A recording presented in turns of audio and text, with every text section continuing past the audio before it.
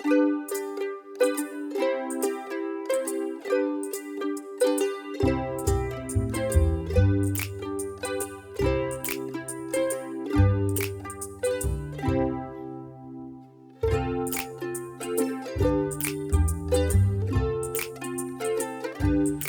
my name's Bindi Blacher and I'm part of the Arts and Health team at Flinders Medical Centre.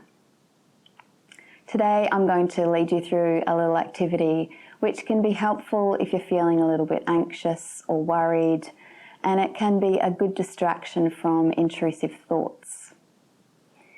This technique is really useful because it is simple enough so that it's not overwhelming, but at the same time complex enough to hold your attention.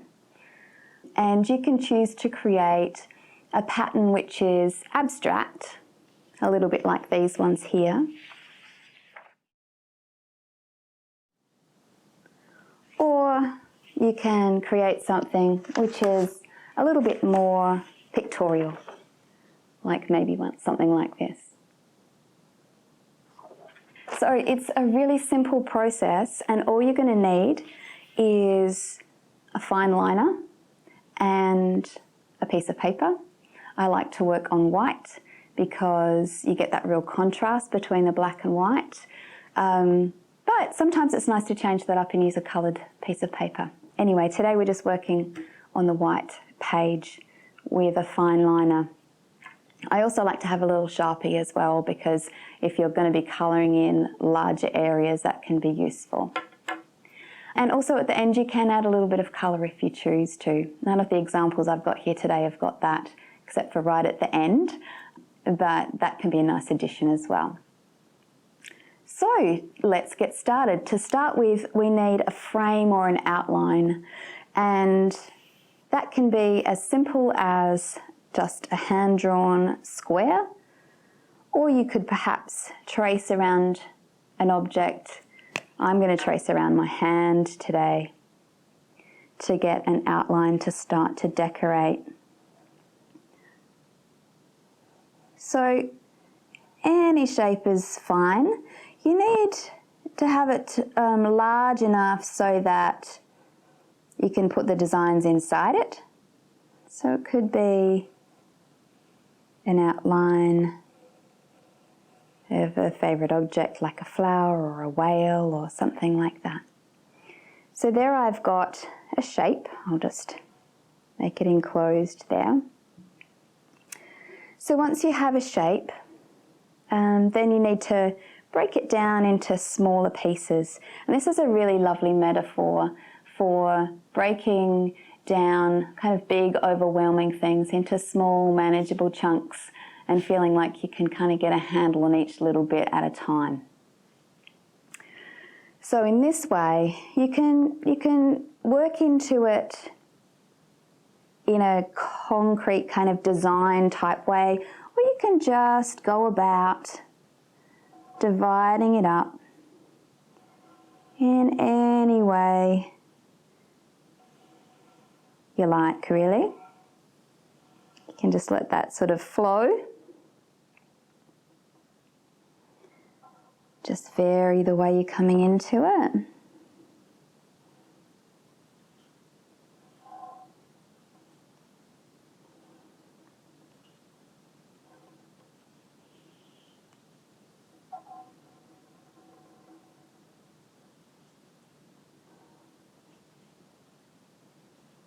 So you want to have these sections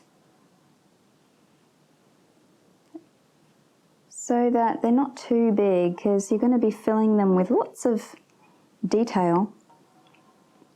And you just want it to be, like I was saying, lots of little manageable pieces. So there we have it, a whole bunch of manageable pieces. And then within each of these little spaces, we're just going to fill it with repeated patterns.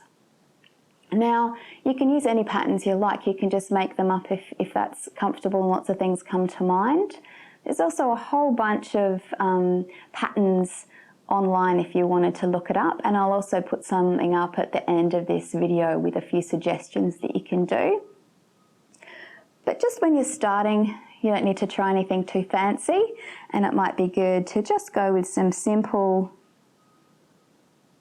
designs like this grid, which you can then turn into perhaps a checkerboard or something similar.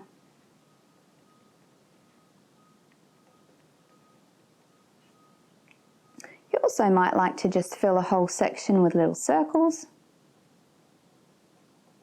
And you can vary the size of them, whatever you like. And then, once you've got them there, you can also come back and select some to colour and some to leave. So ideally, by the time you've finished this part of it, you've got about a balance of 50-50 black and white in the pattern. So that'll give it a nice kind of depth to work with.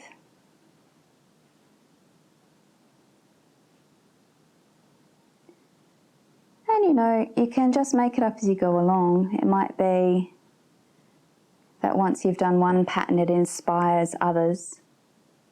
And so we'll just continue this way for a little while, feeling out the shape.